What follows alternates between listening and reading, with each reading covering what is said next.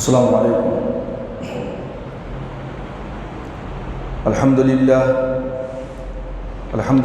نحمده ونستعینه ونستغفره ونؤمن به ونتوکل علیہ ونعوذ باللہ من شرور انفسنا ومن سیئات اعمالنا من يهده الله فلا مضل له ومن يضلله فلا هادي له ونشهد ان لا اله الا الله وحده لا شريك له ونشهد أن سيدنا وشفيعنا وحبيبنا ومولانا محمدا عبده ورسوله أما بعد فقد قال الله تبارك وتعالى في القرآن المجيد والفرقان الحميد أعوذ بالله من الشيطان الرجيم بسم الله الرحمن الرحيم ألا إن أولياء الله لا خوف عليهم ولا هم يحزنون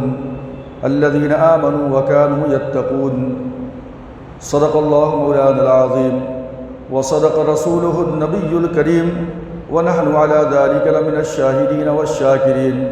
والحمد للہ رب العالمین۔ بزرگان محترم، عزیز ساتھیو، میں نے آپ کے سامنے قرآن مجید کی 2 آیت کریمہ تلاوت کی، جس کے اندر اللہ رب العزت نے ارشاد فرمایا کہ بے شک جو اللہ کے محبوب ہیں،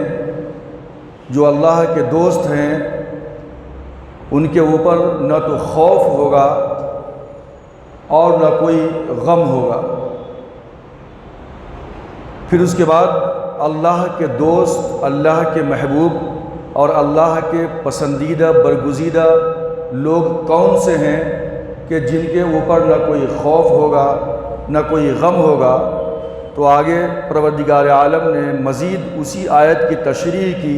اور فرمایا الذین آمنوا وکانوا یتقون، کہ یہ اللہ کے محبوبین اور اللہ کے مقربین وہ حضرات ہوں گے کہ جو ایمان لائے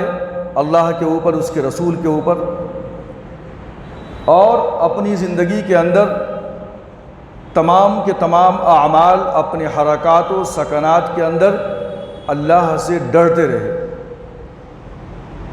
محرمات کیا ہیں، طیبات کیا ہیں، حلال کیا ہے، حرام کیا ہے، اللہ کے قوانین کیا ہیں، اللہ نے کیا باؤنڈریز مقرر کی ہے بندے مومن کے لیے، ان تمام چیزوں کو مد نظر رکھتے ہوئے جو شخص زندگی گزارے، ایسے حضرات کے اوپر نہ کوئی غم ہوگا اور نہ کوئی خوف ہوگا۔ اور یہ 2 چیزیں ایسی ہیں کہ اگر کسی شخص کو یہ 2 چیزیں میسر ہو جائے زندگی کے اندر تو سمجھیے کہ اس کو زندگی کی ہر چیز مل گئی۔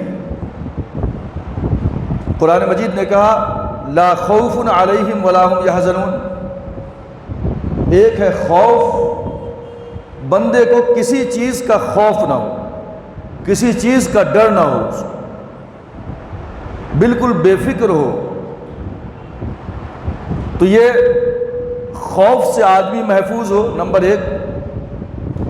اور اس کو زندگی کے اندر کسی چیز کا غم نہ ہو۔ یہ 2 چیزیں ایسی ہیں کہ خوف اور غم اگر یہ کسی انسان کو میسر آ جائے تو پھر اس کو سمجھیے کہ زندگی کی تمام آسائش و آرام اس کو میسر آ گیا۔ اللہ تبارک و تعالیٰ نے فرمایا کہ جو اللہ کے نیک بندے ہیں، جو اللہ کے مقربین ہیں، ان کو نہ تو خوف ہوگا اور نہ ڈر ہوگا، نہ غم ہوگا، دنیا کی زندگی کے اندر بھی اور آخرت کی زندگی کے اندر بھی ان کے ساتھ ایسا ہی ہوگا۔ آگے قرآن مجید نے کہا لَهُمُ الْبُشْرَى فِي الْحَيَاةِ الدُّنْيَا وَفِي الْآخِرَةِ، یہ خوشخبری ہے ان لوگوں کے لیے جو لوگ زندگی کے اندر تقوی اختیار کرتے ہیں، ایمان لاتے ہیں، ایمان لانے کے بعد تقوی کی زندگی اختیار کرتے ہیں۔ لَهُمُ الْبُشْرَى، ان کے لیے خوشخبری ہے، فِي الْحَيَاةِ الدُّنْيَا، اس دنیاوی زندگی کے اندر بھی، اور وفی الآخرہ، آخرت کی زندگی کے اندر۔ قرآن مجید نے اس طرح کی خوشخبری متقین کے لیے، اللہ کے مقربین کے لیے، جنتیوں کے لیے بہت سارے مقامات کے اوپر دی ہے۔ ایک جگہ اللہ نے ارشاد فرمایا وعد اللہ المؤمنین والمؤمنات جنات تجری من تحتها الانہار، اللہ تبارک و تعالیٰ نے مومن مردوں سے، مومن عورتوں سے وعدہ کیا ہے ایسی جنت کا جس کے نیچے نہریں بہہ رہی ہوں گی، جس میں وہ ہمیشہ ہمیشہ رہیں گے۔ وَمَسَاكِنَ طَيِّبَةً فِي جَنَّاتِ عَدْنٍ، اور بہترین باغات ہوں گے، اس کے اندر ان کا مسکن ہوگا، ان کا ٹھکانہ ہوگا، ان کا رہنا سہنا ہوگا۔ وَرِضْوَانٌ مِّنَ اللَّهِ أَكْبَرُ، اور اللہ تبارک و تعالیٰ کی خوشنودی، اللہ کی رضا اگر کسی بندے کو حاصل ہو جائے کہ اللہ مجھ سے راضی ہے، میں اس سے راضی ہوں، یہ اللہ کی رضا، اللہ کی خوشنودی جس کو مل جائے، تو قرآن مجید نے کہا کہ تمام کے تمام نعمتوں کے اوپر، انعامات کے اوپر اللہ کی رضامندی کیا ہے؟ سب سے بڑی چیز ہے۔ وَرِضْوَانٌ مِّنَ اللَّهِ أَكْبَرُ، سب سے بڑی چیز ہے۔ اور یہاں اللہ کے رسول صلی اللہ علیہ وسلم کی وہ حدیث بھی آپ کے سامنے ذہن میں رہنی چاہیے کہ اللہ تبارک و تعالیٰ کی رضامندی، اللہ تبارک و تعالیٰ کی خوشنودی اپنے ماں باپ کی رضامندی کے اندر ہے۔ سو بندہ اللہ کو رضامند دیکھنا چاہتا ہے خود سے، اپنے آپ سے، کہ مجھ سے میرا رب راضی ہو جائے، تو اس کے لیے اللہ کے رسول نے فرمایا کہ والدین کی رضامندی میں تمہارے رب کی رضامندی ہے۔ اب اپنے والدین کی اطاعت کریں، اپنے والدین کے اوبیڈینٹ رہیں، ان کی خدمت کریں، ان کے حقوق کو ادا کریں، اور پروردگار عالم کی رضامندی حاصل کر لیں۔ کتنی آسان چیز اللہ کے رسول صلی اللہ علیہ وسلم نے ارشاد فرما دی۔ اسی طرح ایک جگہ اللہ رب العزت نے ارشاد فرمایا مومنین کے لیے، متقین کے لیے کہ فَلَا تَعْلَمُ نَفْسٌ مَا أُخْفِيَ لَهُم مِّن قُرَّةِ أَعْيُنٍ جَزَاءً بِمَا كَانُوا يَعْمَلُونَ، کہ کوئی بھی شخص یہ نہیں جانتا، اس کو اس بات کا پتہ نہیں ہے کہ پروردگار عالم نے اس کی آنکھوں کی ٹھنڈک اور اس کی آنکھوں کی لذت، اس کی آنکھوں کا سرور، جس کو دیکھ کر کے اس کی آنکھوں کو سرور مل جائے، لذت مل جائے، فَلَا تَعْلَمُ نَفْسٌ مَّا أُخْفِيَ لَهُم مِّن قُرَّةِ أَعْيُنٍ جَزَاءً بِمَا كَانُوا يَعْمَلُونَ، کہ بندوں کے نیک اعمال کرنے کے بدلے میں پروردگار عالم نے اس بندے کے لیے، اس کی آنکھوں کی ٹھنڈک کے لیے کون سی چیزیں چھپا رکھی ہیں، وہ کوئی بھی شخص اس کو جان ہی نہیں سکتا۔ مطلب یہ ہے کہ اللہ تبارک و تعالیٰ کے احکامات اور ان کے حکم کے مطابق زندگی گزارنے کی وجہ سے، جس کو قرآن مجید نے وہاں کہا تھا الذین آمنوا وکانوا یتقون، جو لوگ ایمان لائے اور تقوی کی زندگی اختیار کرے، ان کو نہ تو خوف ہوگا نہ کوئی غم ہوگا، اور ان کے لیے، ایسے اللہ کے مقربین کے لیے پروردگار عالم نے قیامت کے دن جنت کے اندر ایسی چیزیں چھپا رکھی ہیں، اس کی آنکھوں کی سرور کے لیے اور اس کی آنکھوں کی لذت کے لیے، دل کے سکون کے لیے۔ فَلَا تَعْلَمُ نَفْسٌ مَّا أُخْفِيَ لَهُم مِّن قُرَّةِ أَعْيُنٍ، کوئی نفس، کوئی شخص جان ہی نہیں سکتا اس کو۔ اور حدیث کے اندر ہے، اللہ کے رسول نے ارشاد فرمایا کہ جنت کیا ہے، جنت میں کون سی نعمتیں ہیں، تو آقا نے فرمایا مَا لَا عَيْنٌ رَأَتْ وَلَا أُذُنٌ سَمِعَتْ وَلَا خَطَرَ عَلَىٰ قَلْبٍ بَشَرٍ، کہ جنت کی جو نعمتیں ہیں، نہ تو اس کو کسی آنکھ نے دیکھا، وَلَا عَيْنٌ رَأَتْ مَا لَا عَيْنٌ رَأَتْ وَلَا أُذُنٌ سَمِعَتْ، اور ان نعمتوں کو کسی کان نے نہیں سنا آج تک، وَلَا خَطَرَ عَلَىٰ قَلْبٍ بَشَرٍ، اور کسی انسان کے قلب و جگر کے اوپر اس کا گزر بھی نہیں ہو سکتا۔ اب ہم پڑھتے ہیں قرآن مجید کے اندر کہ جنت ہے، جہنم ہے، جہنم کے اندر آگ ہے اور جنت کے اندر باغ و بہار ہے۔ حضرت عبداللہ ابن عباس رضی اللہ تعالی عنہما ارشاد فرماتے ہیں کہ اس جنت کو دنیا کی جنت سے، دنیا کے باغ و بہار سے ہم کمپیئر کر ہی نہیں سکتے۔ اس کا کوئی ایگزامپل، کوئی ہمسر نہیں ہے کہ جنت کی جو ہے قیامت کے بعد، یعنی اللہ تبارک و تعالی جنت کے اندر جو نعمتیں عطا فرمائے گا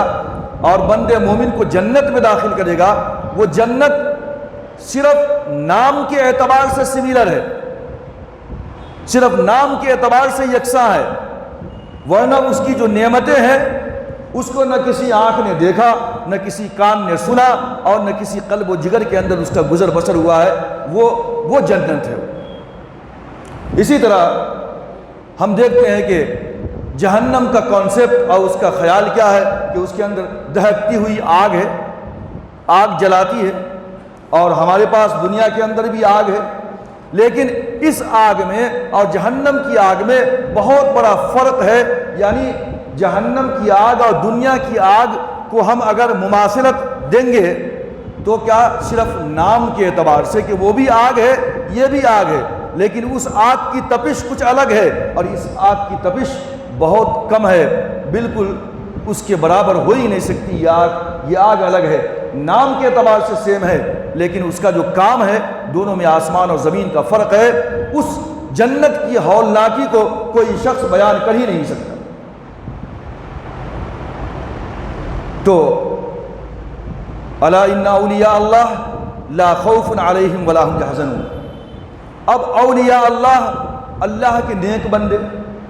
اللہ کے مقربین، اللہ کے محبوبین۔ اب بعض حضرات کا یہ خیال اور کانسیپٹ ہوتا ہے کہ اولیاء اللہ بننے کے لیے کچھ خاص قسم کا کپڑا پہننا ضروری ہے،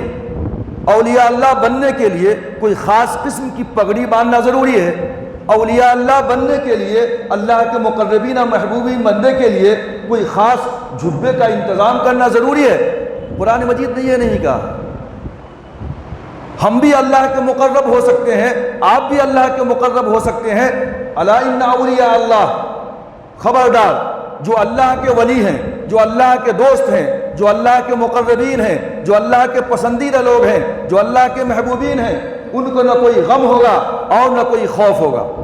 لا خوف علیہم ولا هم يحزنون۔ لیکن یہ کون ہوں گے؟ کوئی خاص قسم کی الگ مخلوق ہے، انسانیت کی کا کوئی الگ گروپ ہے، کوئی بھی ہو سکتا ہے۔ کیوں؟ قرآن نے کہا کون لوگ ہیں؟ اللہ کے ولی، اللہ کے پسندیدہ محبوب لوگ، الذین آمنوا وکانوا یتقون۔ یہ وہ حضرات ہیں جو ایمان لائے اللہ کی ذات کے اوپر، اس کے رسول کے اوپر، اللہ کے احکامات کے اوپر، وکانوا یتقون، اور یہ کیا کرتے ہیں؟ تقوی والی زندگی اختیار کرتے ہیں، اپنے تمام حرکات کے اندر، اعمال کے اندر وہ اللہ تبارک و تعالیٰ کے حدود کی پامالی نہیں کرتے، اس کا احترام کرتے ہیں۔ تلک حدود اللہ فلا تقربوها، جو اللہ کی قائم کردہ حدود ہے، شریعت اسلامیہ کے جو قوانین ہے، وہ شریعت اسلامیہ کے قوانین کو اپنی زندگی کے اندر امپلیمنٹ کر کے چلتا ہے، اللہ سے ڈر کے چلتا ہے، تو پھر ایسے حضرات ولی ہیں، ایسے حضرات اللہ کے دوست ہیں۔ اب اللہ کے دوست اگر ہماری زندگی کے اندر ایسے اعمال آ جاتے تو ہم سب کے سب ولی بن جاتے۔ بننے کا دروازہ تو کھلا ہے لیکن ہم بن نہیں پاتے، لیکن اللہ تبارک و تعالیٰ ایسے کچھ اشخاص کو چن لیتا ہے، ایسی کچھ گریٹ پرسنالٹیز کو چن لیتا ہے کہ جو واقعی میں اللہ کے احکامات کے اوپر عمل پیرا ہو کر یتقرب الی عبدی بالنوافل حتی کنت سمعہ فاسمع بہ، کہ بعض میرے مخصوص بندے اتنا زیادہ عبادت الہی کے اندر مشغول اور مصروف ہوتے ہیں کہ وہ میرے اتنے قریب ہو جاتے ہیں، عبادت کر کے، نوافل کر کے، تلاوت کر کے، یہاں تک کہ میں اس کے کان بن جاتا ہوں، اور حتی کنت سمعہ فاسمع بہ، یہاں تک کہ جب وہ سنتا ہے تو میں سنتا ہوں، جب وہ بولتا ہے تو گویا میں بولتا ہوں، جب وہ دیکھتا ہے تو گویا میں دیکھتا ہوں۔ یہ اللہ کے کچھ چنندہ لوگ ہیں اس دنیا کے اندر، اور یہ بات ذہن میں رکھیں کہ یہ صرف اور صرف مذہب اسلام کا خاصہ ہے، یہ مذہب اسلام کا امتیاز ہے کہ اللہ تبارک و تعالیٰ نے کچھ وقفے سے ایک مجدد کو، ایک مصلح کو، ایک ریفارمر کو اور ایک جو ہے ولی کو، یہی مصلح، یہی مجدد، یہی ریفارمر، یہی اصلاح کرنے والا اللہ کا ولی ہوتا ہے، اللہ کا دوست ہوتا ہے۔ تو اللہ تبارک و تعالیٰ نے امت مسلمہ کے اندر اس دنیا میں جب کبھی اس روئے زمین کے اوپر خرافات پیدا ہونے لگے، لوگوں کے قلوب کے اندر میل و کچیل بیٹھنے لگے، لوگوں کا دامن اسلام سے جو ہے دور ہونے لگا اور قرآن سے لوگ دور ہونے لگے، طرح طرح کے رسومات کو اپنے جو ہے اندر بھر لیا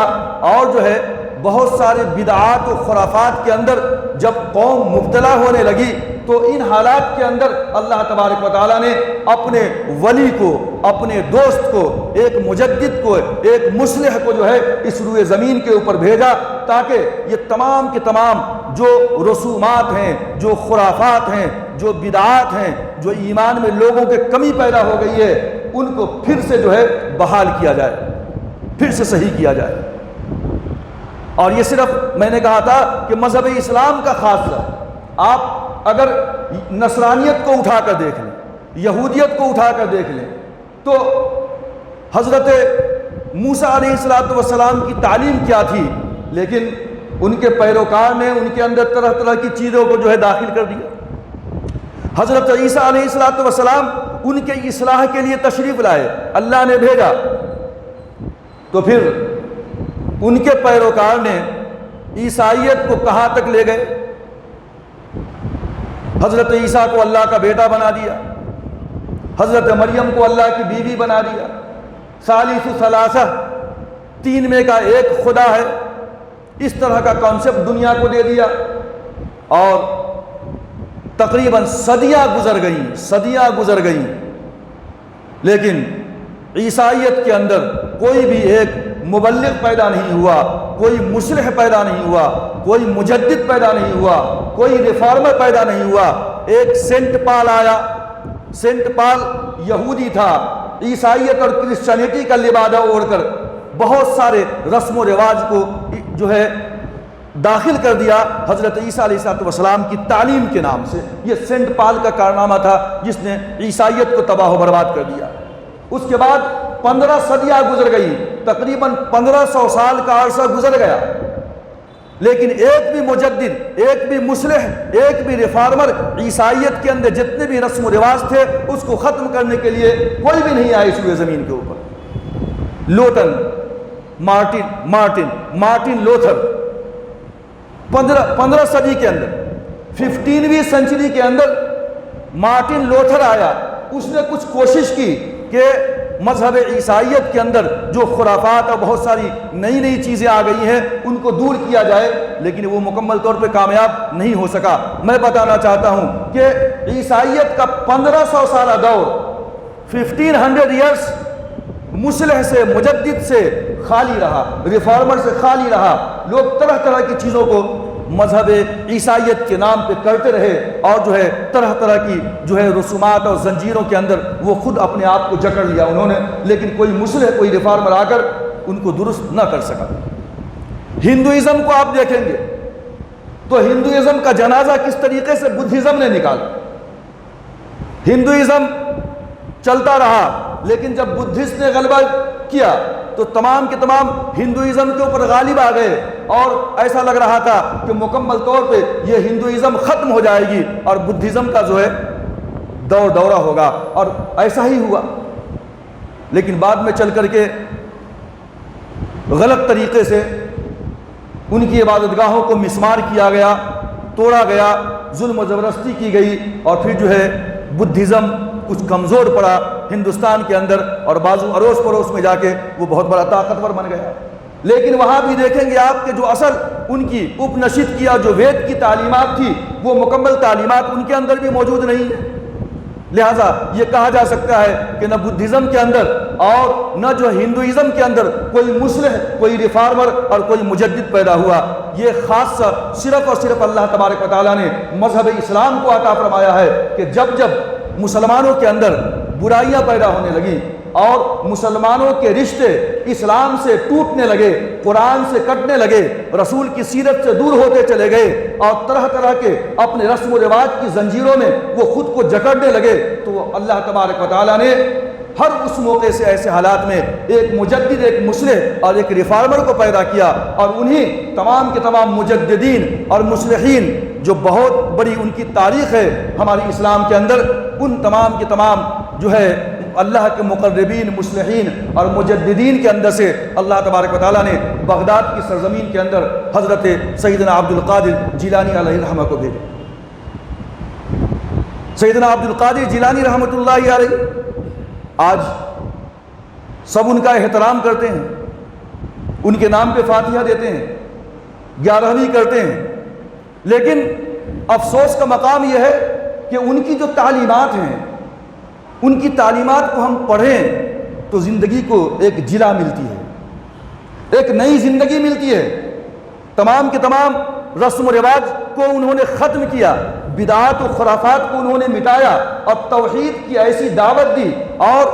ایسے ایسے اگزامپل پیش کیے کہ اس کو ہم آج پڑھتے ہیں ان کی زندگی کو تو حیران ہو جاتے ہیں کہ ان کی تعلیمات کیا تھی، اور آج ان کے فالوورز جو ان کے نام پہ 11ویں کرتے ہیں، بڑے دھوم دھام سے مناتے ہیں، لیکن ان کی تعلیمات سے کتنے عاری اور کتنے خالی ہیں، اور ہمارا معاشرہ کہاں جا رہا ہے۔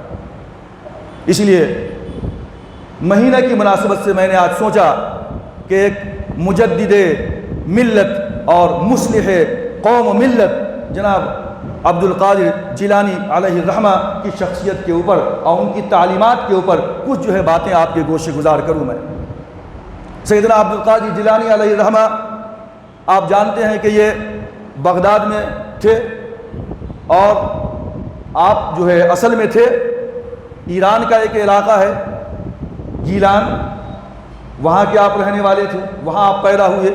470 ہجری کے اندر جو ہے آپ کی پیدائش ہوئی، لیکن جب 18 سال کی عمر کے ہوئے، تقریباً 488 کے اندر جو ہے آپ تعلیم حاصل کرنے کی غرض سے جو ہے آپ گیلان سے، ایران کا جو علاقہ تھا مشرقی مغرب کے اندر وہاں سے آپ تشریف لائے، تو تقریباً 18 سال کی عمر تھی، آپ بغداد میں تشریف لائے۔ بغداد میں تشریف لانے کے بعد جو ہے آپ نے بڑے بڑے اس وقت کے علماء ان سے جو ہے آپ نے شرف تلمذ حاصل کیا، ان کے پاس آپ نے تعلیم حاصل کی۔ حسین باقلانی ہیں، علامہ تبریزی ہیں اور ابو الوفا ہیں، یہ بڑے بڑے علماء تھے اس وقت کے کہ ان کے سامنے آپ نے شرف تلمذ حاصل کیا، ان سے آپ نے تعلیم حاصل کی، اور اس کے بعد پھر آپ نے اپنا مسکن بغداد کو ہی بنایا۔ آپ قرآن کا بھی درس دیا کرتے تھے، حدیث کا بھی درس دیا کرتے تھے اور تجوید کا بھی درس دیا کرتے تھے۔ آپ فقہ شافعی اور فقہ حنبلی کے مطابق فتویٰ بھی دیا کرتے تھے۔ ہم لوگ کہتے ہیں کہ ہم لوگ جو ہے حنفی ہیں، اور شیخ عبد القادر جیلانی علیہ الرحمہ یہ حنفی نہیں تھے، یہ حنبلی تھے مسلکن، اور شوافی کے مطابق جو ہے آپ فتویٰ دیا کرتے تھے، حنبلی مسلک کے مطابق بھی آپ فتویٰ دیا کرتے تھے، وہ حنفی نہیں تھے، حنبلی تھے وہ۔ اللہ تبارک و تعالیٰ نے ایسے علم سے نوازا تھا اور اتنے ذہین و فطین تھے کہ ان کے متعلق آتا ہے کہ ایک مرتبہ آپ یہ بھی جان لیں کہ حضرت کی جو شخصیت ہے تقریباً 10ویں واسطے تک جا کر جو ہے حضرت سیدنا امام حسن رضی اللہ تعالیٰ عنہ سے جو ہے آپ کا واسطہ مل جاتا ہے۔ تو یہ بھی ایک شرف اور فضیلت کی بات ہے ان کے لیے کہ اتنی بڑی شخصیت کے خاندان سے جو ہے آپ کا تعلق ہے۔ اللہ تبارک و تعالیٰ نے بڑے ہی علم سے نوازا تھا ان کو، اور اس کی مثال آپ اس بات سے لے لیں اور دیکھ لیں کہ ایک مرتبہ کا واقعہ ہے کہ ایک استفتاء آیا، لوگ فتویٰ پوچھتے ہیں کسی مسئلے کے بارے میں، استفتاء آیا۔ استفتاء یہ تھا کہ اگر ایک شخص نے قسم کھائی کہ میں ایسی عبادت کروں گا کہ اس عبادت کے کرتے وقت اس عبادت میں دنیا کا کوئی آدمی شریک نہ ہو، بلا شرکت غیر، پوری دنیا صرف میں واحد بندہ رہوں گا جو عبادت کروں گا، دنیا کا کوئی آدمی وہ عبادت اس وقت نہیں کرے گا۔ اگر میں ایسی عبادت نہ کر سکا تو میری بیوی کو 3 طلاق۔ استفتاء آیا، تمام کے تمام علماء مفتیان کرام جو ہے پریشان ہو گئے، حیران ہو گئے کہ کون سی عبادت ایسی ہو سکتی ہے کہ صرف یہ اکیلا کرے اور دوسرا کوئی بھی نہ کرے۔ سب پریشان تھے۔ سیدنا عبد القادر جیلانی علیہ رحمہ کے پاس وہ استفتاء آیا، آپ نے جو ہے یک لخت کہا کہ یہ کوئی بڑا اہم مسئلہ نہیں ہے، مطاف کو خالی کر دیا جائے۔ جو طواف کرتے ہیں خانہ کعبہ کے اندر، اور طواف کے لیے مطاف کا ہونا ضروری ہے، بیت اللہ کا ہونا ضروری ہے۔ اب یہاں بھی ہم طواف کرنے لگے تو وہ تو بیت اللہ نہیں ہو سکتا، وہ مطاف نہیں بن سکتا۔ تو آپ نے فرمایا کہ جو مطاف ہے، آپ جانتے ہیں کہ 24 گھنٹے وہاں پہ لوگ طواف کرتے ہی رہتے ہیں، کبھی بھی ایک لمحہ خالی نہیں ہوتا کہ مطاف خالی ہو گیا ہو انسانوں سے۔ تو آپ نے کہا کہ مطاف کو خالی کروا دیا جائے، کوئی بھی شخص نہ ہو وہاں، اور اس بندے کو اجازت دی جائے کہ یہ اپنے 7 چکر لگا لے۔ لہذا یہ اس کی ایسی عبادت ہوگی کہ دنیا میں یہ اکیلے ہی کر رہا ہوگا، کوئی بھی شخص اس جیسی عبادت میں شریک نہیں ہوگا۔ بات ختم ہو گئی، قسم پوری ہو جائے گی، اس کی بیوی کو طلاق نہیں ہوگی۔ آپ کا فتویٰ سن کر تمام کے تمام مفتیان اور سارا کا سارا بغداد جو ہے حیران و پریشان ہو گیا، آپ کی سمجھ کے اوپر اور آپ کی جو ہے عقل مندی کے اوپر۔ تو اللہ تبارک و تعالیٰ نے ایسے علم اور ایسی نالج اور ایسی جو ہے اللہ تبارک و تعالیٰ نے ان کو فوراً جواب دینے کی صلاحیت جو ہے عطا فرمائی تھی۔ اللہ تبارک و تعالیٰ کی ذات کے اوپر جو ان کو یقین کامل تھا، اور اللہ تبارک و تعالیٰ کے جو محرمات ہیں، جو حرام کردہ چیزیں ہیں، دین اسلام مکمل ہو چکا ہے، اب اس میں کوئی کمی اور زیادتی نہیں ہو سکتی۔ 5 وقت کی نماز کو 6 وقت ہم نہیں پڑھ سکتے، اسلام مکمل ہو چکا ہے۔ قرآن مجید نے کہا الیوم اکملت لکم دینکم واتممت علیکم نعمتی ورضیت لکم الاسلام دینا، آج میں نے تمہارا دین تم پہ مکمل کر دیا۔ اکملت لکم دینکم، دین میں کوئی کمی اور کجی باقی نہیں تھی، میں نے اپنی نعمت تم پہ مکمل کر دی۔ ورضیت لکم الاسلام دینا، اور میں نے تمہارے لیے جو ہے اسلام کو ایز اے مذہب، as a religion, as a دین پسند کیا۔ اور سیدنا عبد القادر جیلانی علیہ رحمہ کتنے فٹ اترتے ہیں اس آیت کریمہ کے اوپر کہ اسلام مکمل ہو چکا ہے، اب اس کے اندر ایک شخص کے لیے ایک حکم اور کسی اور کے لیے دوسرا حکم، ایک صوفی کے لیے الگ حکم اور ایک عام مومن کے لیے الگ حکم نہیں ہو سکتا۔ ایک بڑے عالم فاضل کے لیے ایک الگ حکم ہو اور ایک عام مومن کے لیے دوسرا حکم ہو، نہیں ہو سکتا۔ اسلام مکمل ہو چکا ہے، اس کے اندر نہ کمی کی اجازت ہے نہ زیادتی کی اجازت ہے۔ آپ فرماتے ہیں کہ ایک مرتبہ کا واقعہ ہے کہ میں نے دیکھا کہ آسمان کے کنارے روشنی سے بھر گئے، جگمگا اٹھے، اور اچانک اس روشنی کے اندر سے ایک صورت نمودار ہوئی، اور اس کے اندر سے آواز آئی، اے عبد القادر، میں تمہارا رب ہوں، میں نے تمہارے لیے تمام کے تمام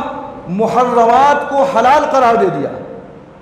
یعنی اللہ تبارک و تعالیٰ نے جن چیزوں کو بندے مومن کے اوپر حرام قرار دیا ہے، میں نے وہ تمام کی تمام تمہارے لیے عبد القادر خاص طور پہ حلال اور جائز قرار دے دیا۔ آپ نے فرمایا مردود دور ہو جا، میرے سامنے سے نکل جا، اور جیسے آپ کی آواز آئی مردود دور ہو جا، آسمان پہ جو روشنی تھی وہ دھواں میں تبدیل ہو گئی، اور جو ہے ظلمت میں جو روشنی تھی وہ ظلمت میں تبدیل ہو گئی، جو صورت تھی وہ ایک دھواں کی شکل بن گئی، اور اس کے بعد آواز آتی ہے پھر سے کہ عبد القادر، تمہیں تمہارے علم نے بچا لیا آج، ورنہ میں تو اسی پینترے سے اور اسی بات سے اور اسی ٹیکنک سے اب تک 70 صوفیوں کو برباد کر چکا ہوں اور راہ حق سے ان کو بھٹکا چکا ہوں۔ لیکن او عبد القادر تو اپنے علم اپنے تفقہ کی وجہ سے تو بچ گیا۔ آپ نے فرمایا نہیں، میں اپنے علم کی وجہ سے نہیں بچا، اپنے تفقہ کی وجہ سے نہیں بچا، بلکہ میں اللہ کے فضل سے بچ گیا، اللہ کے فضل سے بچ گیا۔ انا نہیں، تکبر نہیں، ایٹیٹیوڈ نہیں، ایگوئزم نہیں، اپنے آپ کو بالکل اللہ کے سامنے سرنڈر کر دیا کہ میری کوئی حیثیت نہیں ہے، میرے علم کی حیثیت نہیں، میرے فقہ کی حیثیت نہیں۔ اور آپ نے آگے لوگوں نے پوچھا کہ حضرت آپ نے یہ کیسے پہچان لیا کہ یہ شیطان ہے؟ تو آپ نے فرمایا کہ آخر ظاہر سی بات ہے کہ شیطان ہی ایسا حکم دے سکتا ہے۔ جب تم یہ دیکھنے لگو کہ تمہاری زندگی کے اندر اللہ تبارک و تعالیٰ کی جو قائم کردہ حدود ہیں، اگر تم حرام کاری کرنے لگے ہو اور محرمات کو پامال کرنے لگے ہو تو سمجھو کہ قید شیطانی میں مبتلا ہو گیا، شیطان تم پہ حاوی ہو گیا ہے اور یہ شیطان تم کو ایسا کام کروا رہا ہے، بس سمجھ لو کہ شیطان ہم پہ مسلط ہو چکا ہے۔ تو لہٰذا کسی حرام کام کو کرنے کی اجازت دینا یہ شیطان ہی کر سکتا ہے، یہ اللہ تبارک و تعالیٰ کیسے کر سکتے ہیں؟ قانون سب کے لیے ایک ہے، اسلام مکمل ہو چکا ہے۔ عبد القادر جیلانی کے لیے ایک قانون ہو کہ محرمات تمام حلال قرار دے دیے جائیں، اور عام امت کے لیے دوسرا قانون ہو کہ ان کے لیے محرمات محرمات ہیں۔ ایسا کیسے ہو سکتا ہے؟ یہ آپ کا جو ہے علم تھا، اور اللہ تبارک و تعالیٰ نے جو فرمایا کہ دین مکمل ہو چکا ہے، اسلام مکمل ہو چکا ہے، کمی بیشی نہیں ہو سکتی۔ آپ نے جو ہے یہ تمام کے تمام انسانوں کو، مسلمانوں کو اس بات کی تعلیم دی اور سکھایا کہ دین کے اندر کوئی کمی بیشی نہیں ہو سکتی، اپنی طرف سے کوئی چیز حلال اور حرام ہم نہیں کر سکتے۔ اسی طریقے سے ایک مرتبہ کا واقعہ تھا کہ تمام کے تمام جو فقراء حضرات تھے، غربا، مساکین، اللہ کے مقربین،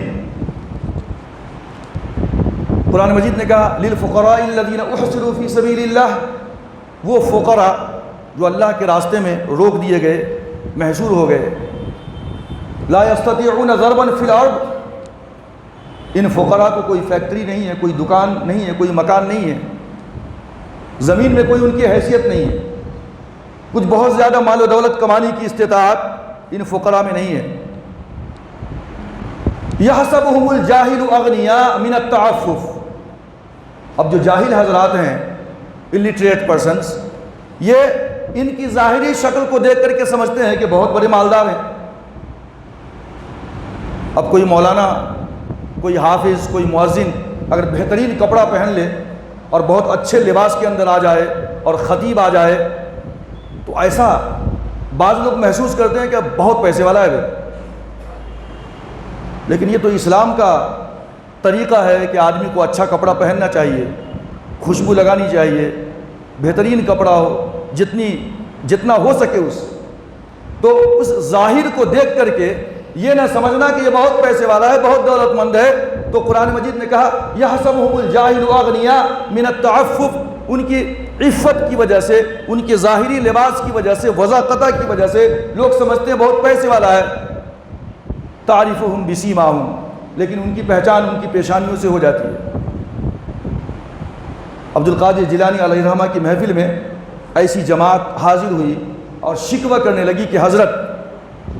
کیا بات ہے کہ ہم تو اللہ کے مقربین لوگ ہیں،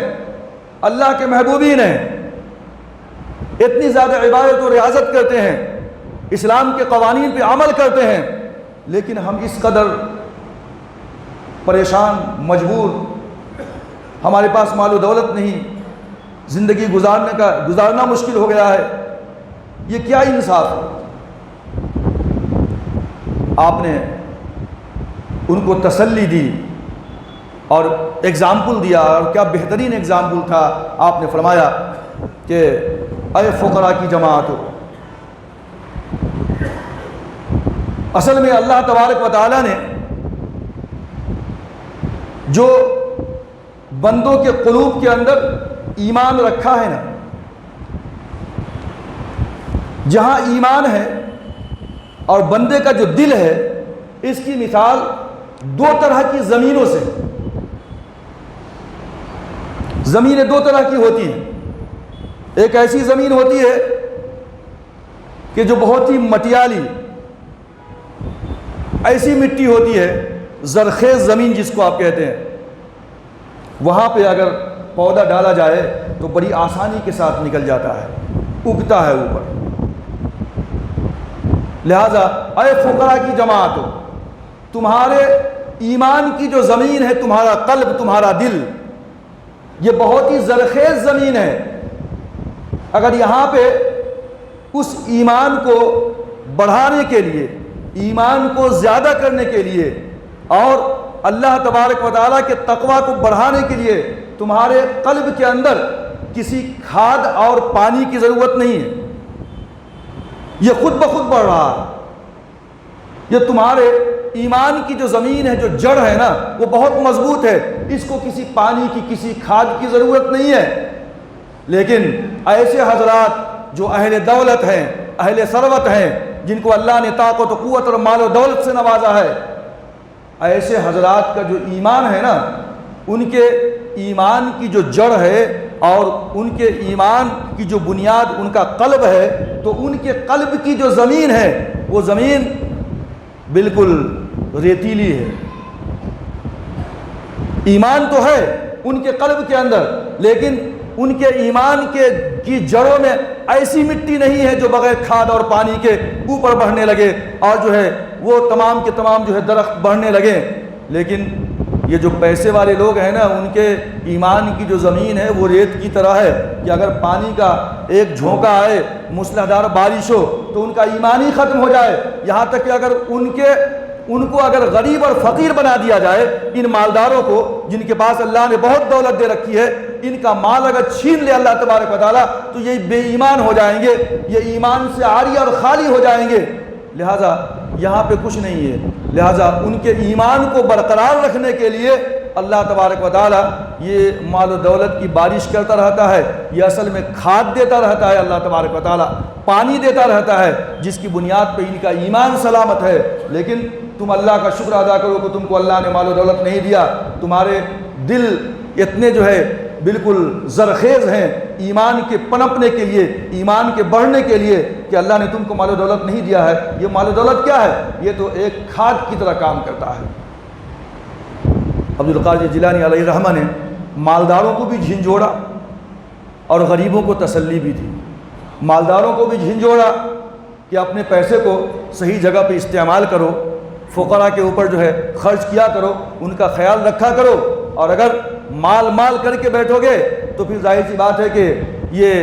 مال کہیں ایسا نہ ہو کہ مال کی محبت میں اتنے آگے بڑھ جاؤ کہ اللہ کے جو احکامات ہے کہ وفی اموالہم حق للسائل والمحروم، کہ ان کے مال کے اندر سائل کا بھی حق ہے اور محروم کا بھی حق ہے. سائل وہ ہے جو تم سے مانگتا ہے، اور محروم وہ ہے جو بیچارہ مارے شرم کے مانگتا نہیں ہے لیکن تم کو تلاش کر کے اس کو بھی دینا ہے. تو اس طریقے سے حضرت سیدنا عبدالقادر جیلانی علیہ الرحمہ کی جو محفلیں ہوا کرتی تھیں اور ان کی جو واعظ و نصیحت ہوا کرتی تھی، کہ جو ہے کتابوں کے اندر آتا ہے کہ وقت نہیں ہے، وقت کا دامن تنگ ہے، ورنہ مزید میں آپ کے سامنے ان کی جو ہے واعظ و نصیحت جو تھی اس کے متعلق گفتگو کرتا. تقریباً عراق کا، بغداد کا جو ہے پورا کا پورا میکزیمم جو حصہ تھا، انہوں نے حضرت علامہ کے ہاتھ کے اوپر، شیخ کے ہاتھ کے اوپر جو ہے توبہ کیا. اور تقریباً جو ہے آتا ہے کہ 5000 یہود و نصارہ نے جو ہے ان کے اوپر ایمان لایا ان کے ہاتھ کے اوپر. اور تقریباً 1 لاکھ کے آس پاس ایسے لوگوں کی جو ہے وہاں پہ کثرت تھی، ایسے لوگ بھی موجود تھے کہ جنہوں نے جو ہے توبہ کیا. ہر ایک مجلس کے اندر، ہر ایک محفل کے اندر، ہر ایک واعظ کے اندر جو ہے بہت سارے لوگ جو ہے تائب ہو کر کے نکلتے یا جو ہے ایمان لا کر کے نکلتے یہود و نصارہ. تو یہ جو ہے تعلیمات تھی سیدنا عبدالقادر جیلانی علیہ الرحمہ کی. اللہ تبارک و تعالیٰ سے دعا ہے کہ اللہ تبارک و تعالیٰ ہمیں بھی ان کے نقش قدم کے اوپر چلنے کی توفیق عطا فرمائے. وما علینا الا البلاغ. جو حضرات سنت سے فارغ نہیں ہے، سنت سے فارغ ہو جائے.